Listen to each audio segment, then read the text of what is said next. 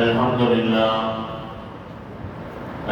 لله رب العالمين، والصلاة والسلام على سيدنا محمد وعلى آله وصحبه أجمعين.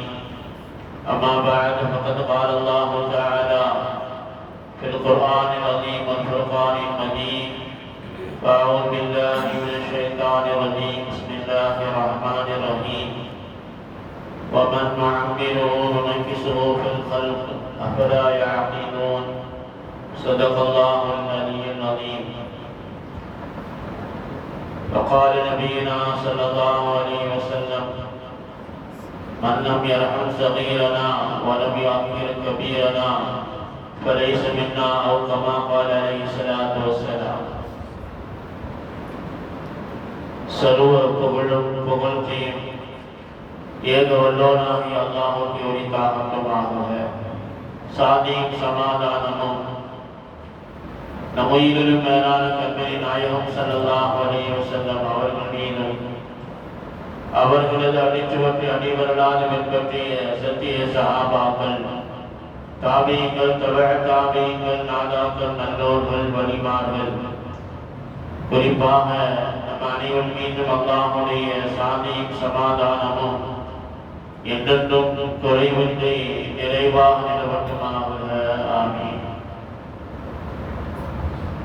அன்பு சகோதரர்களை, அல்லாஹ்வுடைய நல்லடியார்களே, பாசத்துக்குரிய தாய்மார்களே, சகோதர சகோதரிகளே, அல்லாஹ்வுடைய மாபெரும் கிருபையினால் இன்றைய தினம் பல்வேறு சூறாக்கள் ஓதப்பட்டது.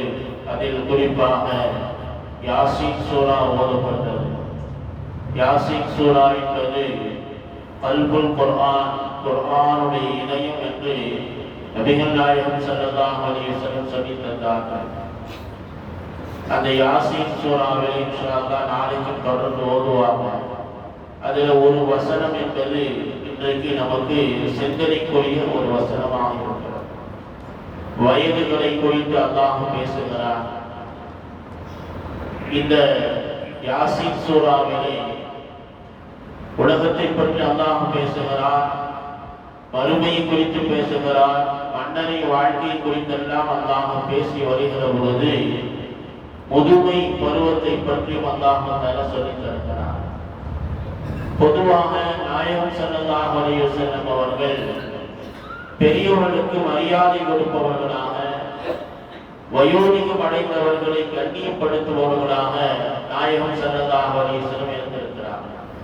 புகாரியில் ஒரு ஹதீஸ் வருகிறது. பெருமானார் ஸல்லல்லாஹு அலைஹி வஸல்லம் அவர்கள் ஒரு கனவு பார்க்கிறார். அந்த கனவுல ஸல்லல்லாஹு அலைஹி வஸல்லம் மிஸ்வாக் செய்திருக்கிறார். அப்படி மிஸ்வாக் செய்கிற பொழுது இரண்டு நபர்கள் பெருமானாருக்கு அருகாமையில் வர்றாங்க. அதுல ஒருத்தர் வயசுல கம்மியானவர், இன்னொரு வயசுல அதிகமானவர். ஸல்லல்லாஹு அலைஹி வஸல்லம் என்ன செஞ்சாங்க அப்படின்னா, மிஸ்வாக் செய்ததற்கு பிறகு அந்த மிஸ்வாக்கு பற்றிய சிறுவர் கையில கொடுக்கிற பொழுது அங்கே ஒரு சப்தம் வந்தது: பெரியவருக்கு நீங்கள் முன்னுரிமை வழங்குங்கள், பெரியவருக்கு அதை கொடுங்கள் என்று ஒரு சப்தம் வந்த போது ஸல்லல்லாஹு அலைஹி வஸல்லம் அவர்கள் அந்த மிஸ்வாக் குச்சியை அந்த பெரியவருக்கு வழங்கினார்கள் என்று ஒரு கனவு சம்பந்தமாக ஒரு விளக்கத்தை நாயகம் ஸல்லல்லாஹு அலைஹி வஸல்லம் அவர்கள் சொல்லித் தருகிறார்கள். எனவே எல்லா காலத்திலும் எல்லா நேரத்திலும் பெருமானாருடைய பழக்கம் என்பது பெரியவர்களை, முதியவர்களை கண்ணியப்படுத்துவது. மார்க்கத்துடைய சட்டமே என்ன சொல்லுது அப்படின்னா, ஒரு சபையில நிறைய மார்க்க அறிஞர்கள் இருக்கிறாங்க. அப்ப இமாமத்து செய்வது யார் இமாமத்து செய்யணும் அப்படின்னு பேசுகிற பொழுது மார்க்க அறிஞர்கள் சொல்றாங்க, அதுல யார் குர்ஆனை அதிகமாக அறிந்திருக்கிறாரோ அவர் இமாமத்து செய்யலாம். சரி, குர்ஆனை அறிந்தவர்களும் சமமாக இருக்கிறாங்க. அப்போ யாரை நம்ம தேர்ந்தெடுக்கிறது அப்படின்னா, ஹதீஸுகளை யார் அதில் அதிகமாக தேர்ந்தெடுக்கிறார்களோ அவங்களுக்கு முன்னுரிமை வழங்கப்படுகிறது. அப்ப குர்ஆனிலும் ஹதீஸிலும் ரெண்டுமே யார் சமமாக இருக்கிறாங்க அப்படின்னா என்ன செய்யறது? அப்ப மார்க்க அறிஞர்கள் சொல்றாங்க, அதுல யார் வயதிலே மூத்தவர்களாக இருக்கிறார்களோ அந்த வயதுக்கு மரியாதை கொடுத்து அவர்கள் இமாமத்து செய்ய வேண்டும் என்று மார்க்க அறிஞர்கள் ஒரு சட்டத்தை நமக்கு சொல்லித் தருகிறார். எனவே இமாமத்தில் கூட வயதிலே மூத்தவர்களுக்கு முன்னுரிமை வழங்குவது என்று பெருமானாருடைய ஒரு பழக்கமாக இருக்கிறது.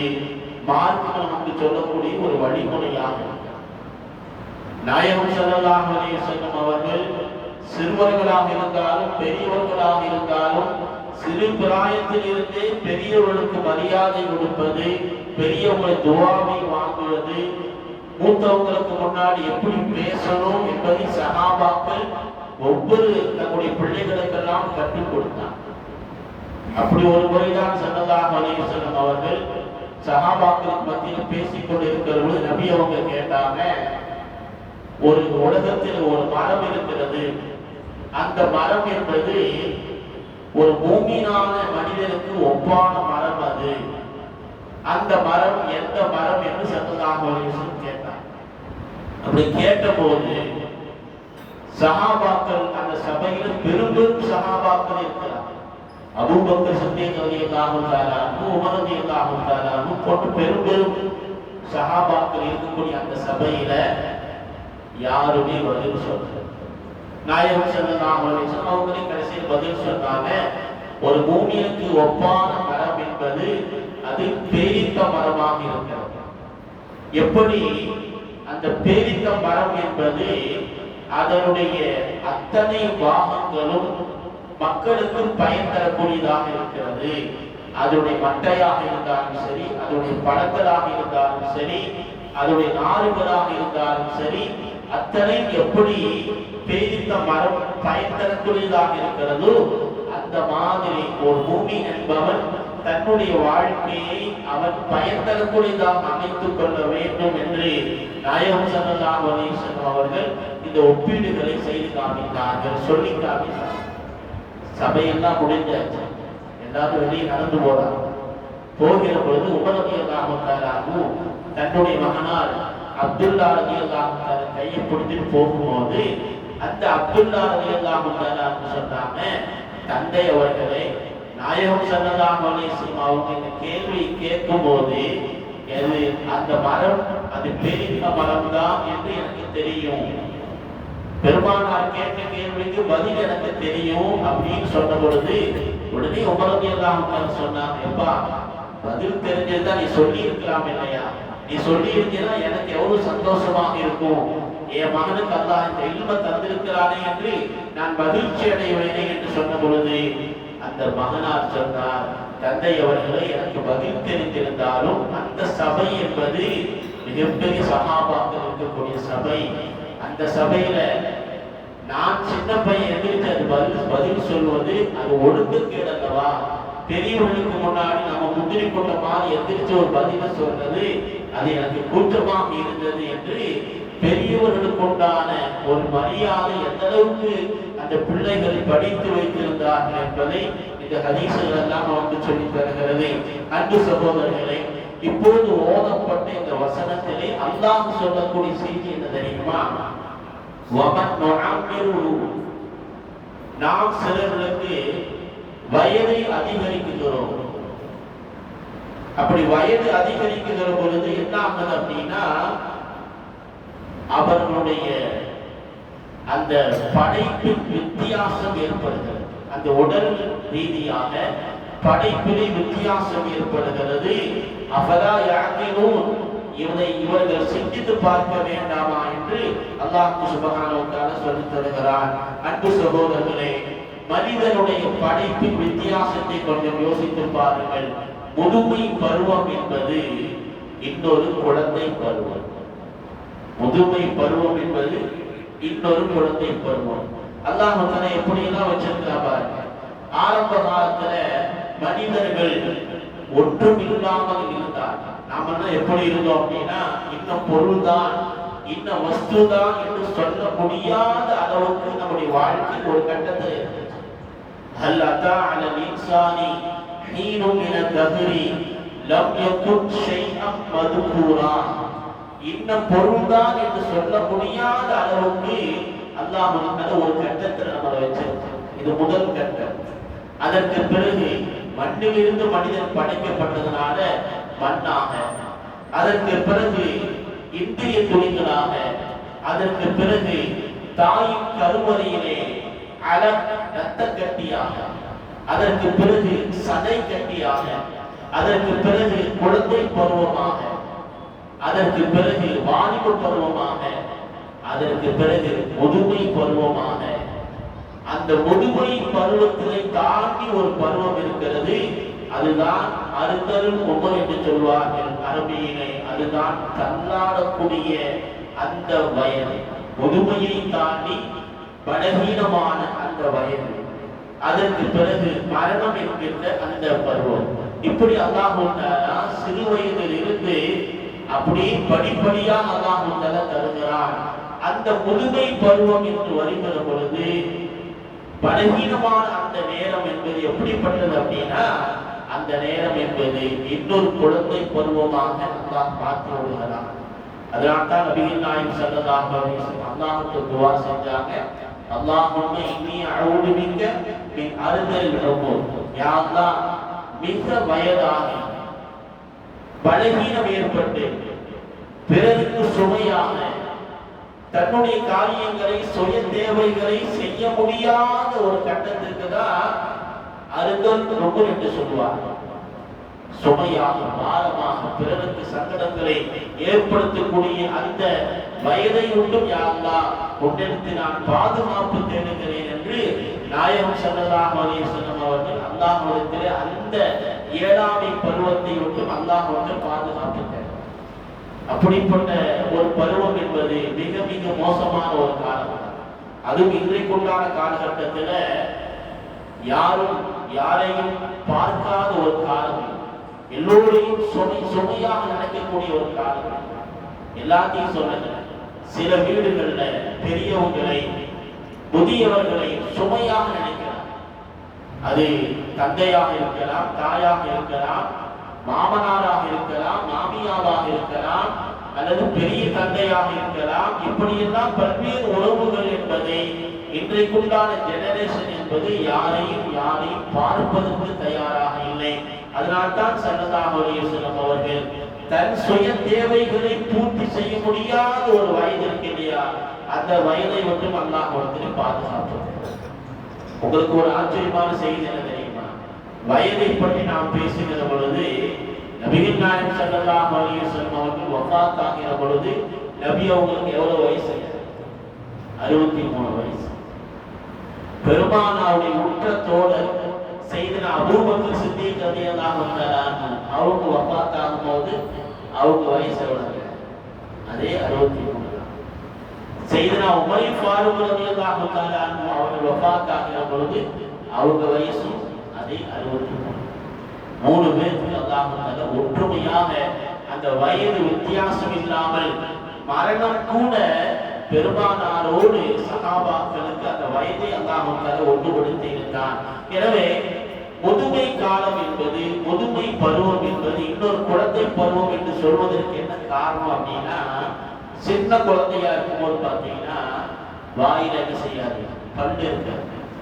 கொஞ்ச நாள் போன பின்னாடி பல்லு முளைக்கும். அதே மாதிரிதான் வயசான பின்னாடி எல்லா பல்லும் போய் அவரு பல்லில்லாமல் இருக்கக்கூடிய ஒரு காலம் வருது. எப்படி சின்ன வயசுல குழந்தைகள் பல்லு இருக்காதோ, பல்லு குழைக்காத காலம். ஆனா இது எல்லாம் குழைச்சி எல்லாம் போய் அது பொக்கை வாய்ன்னு சொல்வார்கள், அந்த மாதிரி ஒரு காலம் அது. அப்ப அந்த பல்லு கூட பாத்தீங்கன்னா அல்லாஹ் முன்னால அப்படி அமைச்சு வச்சிருக்காங்க.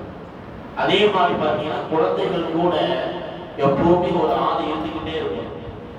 குழந்தை கூட எப்பவுமே ஒரு ஆள் இருக்கும், கொஞ்சம் வயசா கொஞ்சம் பெருசா இருக்காங்க. அதே மாதிரிதான் வயோதிகம் அடைந்து விட்டா அவங்க கூடயும் என்ன செய்யணும், எப்பவுமே ஒரு ஆள் இருந்துகிட்டே இருக்கு. அதே மாதிரி குழந்தைகள் பாத்தீங்கன்னா காரணமே இல்லாம ஏதாவது ஒரு செஞ்சுக்கிட்டே இருப்பாங்க. காரணம் இல்லாம ஏதாவது ஒரு காரியத்தை செஞ்சுக்கிட்டே இருப்பாங்க. வயோதிகர்களும் அந்த முதுமை பருவத்தில காரணம் இல்லாமல் சில காரியங்களை செஞ்சுக்கிட்டு தான் இருப்பாங்க. அதுக்கு நமக்கு என்ன வேணும் அப்படின்னா சகிப்புத்தன்மை வேணும். எப்படி சின்ன குழந்தைகளை நம்ம சகிப்புத்தன்மையோடு அதை ஏற்றுக்கிறோமோ, முதுமை அடைந்த பிறகு அந்த வயோதிகத்தினால அந்த இயலாமை காலத்துல ஏதாவது ஒரு காரணம் இல்லாம சில விஷயங்களை செய்து விட்டாலும் அதை நாம் சங்கடப்படாம பொறுமையாக சகிப்புத்தன்மையோடு அதை மேற்கொள்ள வேண்டும் என்று மார்க்கம் சொல்கிறது. அதே மாதிரி பார்த்தீங்கன்னா சின்ன குழந்தைகள் நடந்து பழகுவாங்க, விழுந்து விழுந்து எந்திரிப்பாங்க. அதே மாதிரிதான் வயோதிகமான பிறகு காலில் ஏற்படக்கூடிய அந்த பலகீனம், உடலில் ஏற்படக்கூடிய அந்த பலகீனம் என்பது சில நேரங்களில் கீழே விழுந்து எந்திரிக்கக்கூடிய நிலைகளும் அவருக்கு ஏற்படலாம். அதைத்தான் அல்லாஹ் சொல்லி தருகிறான், உங்களுக்கு வயது அதிகமாகிற பொழுது இந்த படைப்பின் வித்தியாசத்தை நாம் மாற்றுகிறோம். அது குழந்தை பருவத்திலிருந்து முதுமை பருவம் என்பது மீண்டும் ஒரு குழந்தை பருவமாக அல்லாஹ் மாற்றி அமைக்கிறான் என்று இந்த ஆயத்தை நமக்கு சொல்லித் தருகிறது.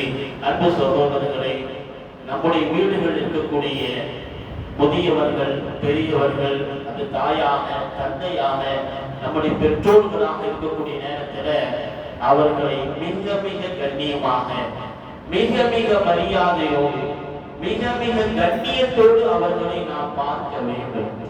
எந்த அளவுக்கு அல்லாஹ் குர்ஆனை சொல்லித் தருகிறான், நாம் சிந்திப்பதற்குண்டான வசனங்கள் எல்லாம் அல்லாஹ் சொல்லித் தருகிறான். இம்மா யபுலுகன்ன இந்தக்கல் கிபர் அஹதுஹுமா அவ் கிலாஹுமா, வயது முதிர்ந்த நபர்கள், உங்களுடைய பெற்றோர்கள் ஒருவரோ அல்லது இருவரோ உங்க கூட இருக்கிறாங்க அப்படின்னா அவங்கள்ட்ட நீங்க எப்படி நடந்துக்கணும் தெரியுமா? அல்லாஹ் 5 செய்திகளை நமக்கு சொல்லித் தருகிறான். முதலாவது, ஃபலா தகுல் லஹுமா உஃப், அவர்களை சீ என்ற வார்த்தை கூட சொல்லாது, சீ என்ற வார்த்தை கூட சொல்லிவிடாதீர்கள். ஏனென்றால் அந்த பருவம் முதுமை பருவம், இயலாமை பருவம் என்பது நீங்க கோபத்துல, வேகத்துல அந்த மாதிரி வார்த்தையை சொல்லிடாதீங்க. இது முதல் உபதேசம். இரண்டாவது, வலா தன்ஹருஹுமா, அவர்களை விரட்டாங்க.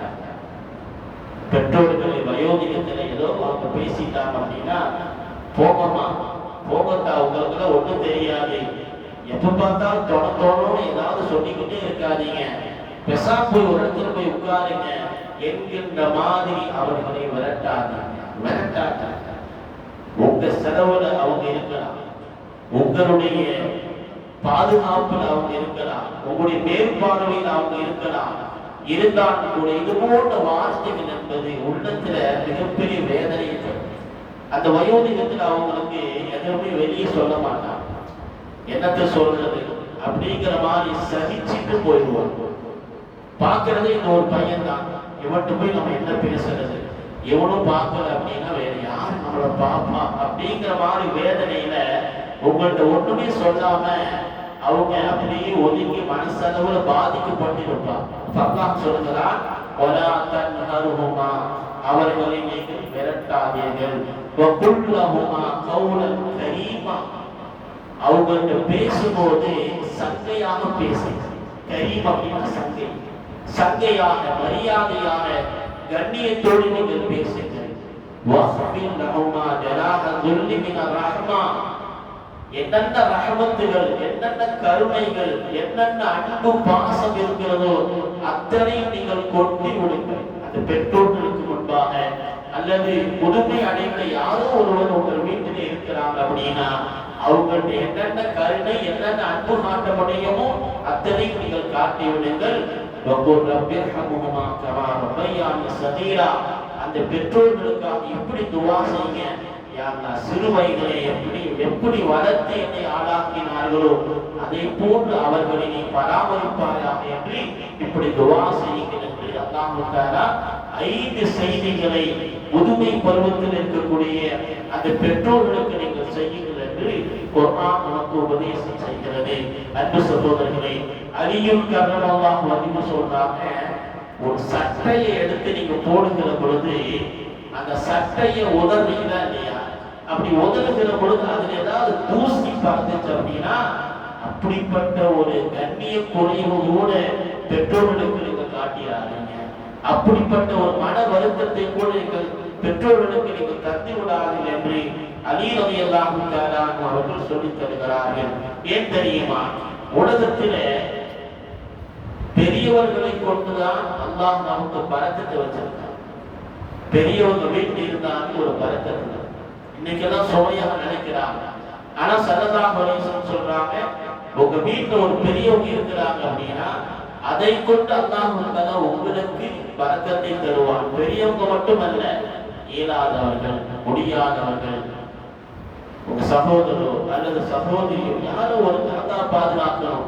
ஏதோ ஒரு பலவீனம் அல்லாஹ் தந்துட்டான், அவர்களை நீங்கள் கண்ணும் கருத்துமாக நீங்க பார்க்கிறீங்க அப்படின்னா அல்லாஹ் அதற்காகவே உங்களுக்கு ஒரு தனி பரக்கத்தை அல்லாஹ் செய்கிறான் என்று நபிகள் நாயகம் ஸல்லல்லாஹு அலைஹி வஸல்லம் சொல்றாங்க.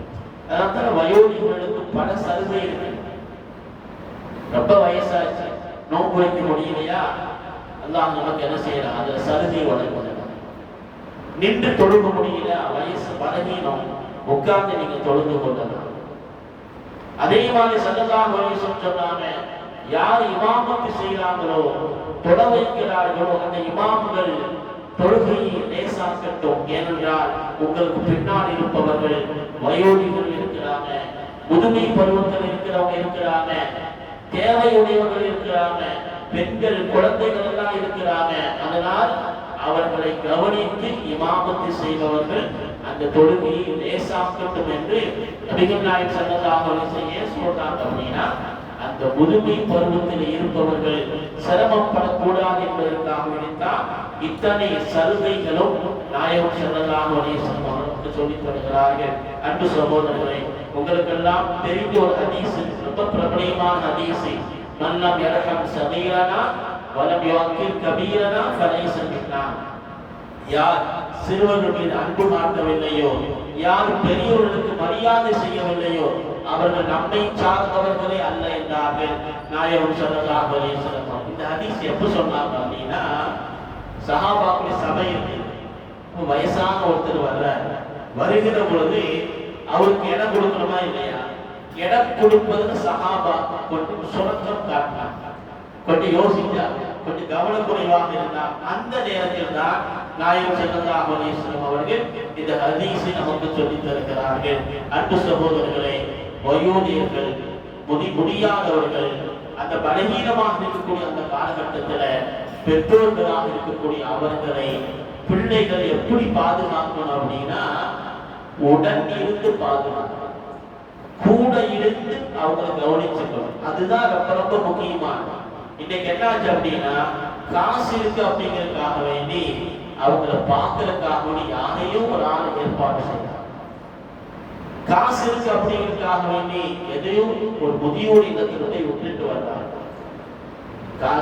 எல்லா வசதிகளும் அவங்க இருக்கு, 50,000 தர, 1 லட்சம் தர, நீங்க பார்த்துக்கங்க என்று காசு பணங்களை கொடுத்து முதியோர்களை பார்ப்பதை விட, பெற்றோர்களை கவனிப்பதை விட, அந்த பிள்ளைகள் கூட இருந்து அவங்க கூட இருந்து அவர்களை கவனித்துக் கொள்வதுதான் அவர்களுக்கு மகிழ்ச்சி இருக்கிறது.